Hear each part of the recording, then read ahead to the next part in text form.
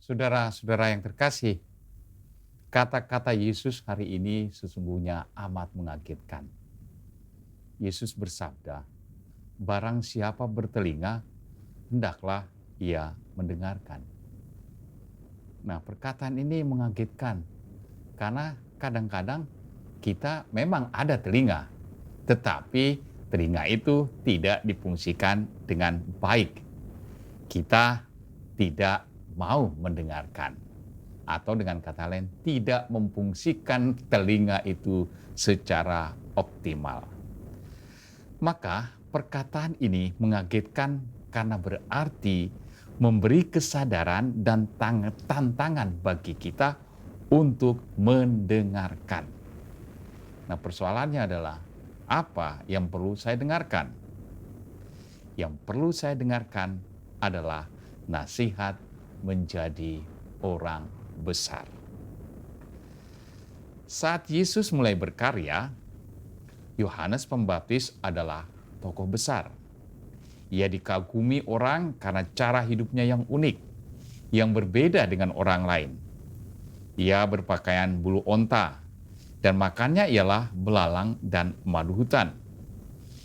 Ia dikagumi orang banyak karena ia berani menegur orang-orang terhormat, kaum Farisi dan Saduki, dalam bahasa yang cukup keras.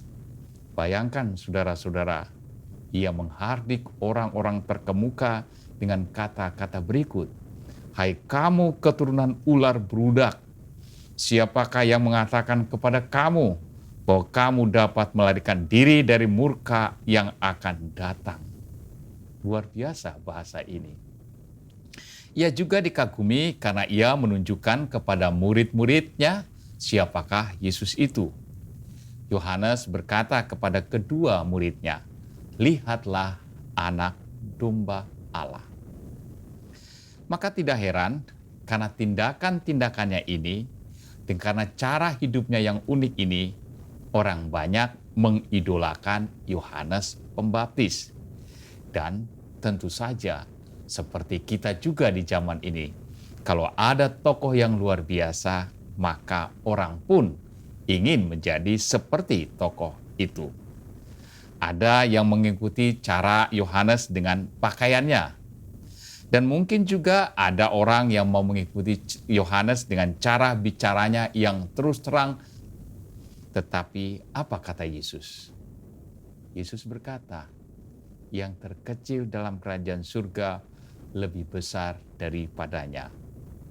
Kata-kata ini unik. Kalau orang mau menjadi besar, maka ia harus menjadi yang terkecil dalam kerajaan surga. Bagi Yesus, yang menjadikan seorang itu besar, pertama-tama bukan cara hidup yang kelihatan, tetapi sikap dasar orang tersebut. Jika kerajaan surga adalah situasi di mana Allah menjadi raja dalam segalanya, maka mengambil bagian terkecil dalam kerajaan surga adalah mengakui dengan sungguh, dengan segenap hati, bahwa diriku, hidupku adalah milik Allah.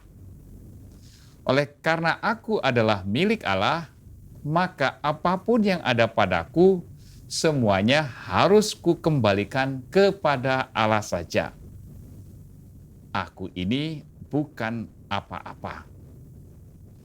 Maka sikap ini secara otomatis akan menuntun kita untuk selalu bersyukur. Dengan bersyukur, pada akhirnya manusia akan selalu merasa dia adalah orang besar. Bukan karena pekerjaan besar yang dilakukannya, tetapi ia merasa besar karena ia menyadari Allah selalu mencukupi apa yang dibutuhkannya.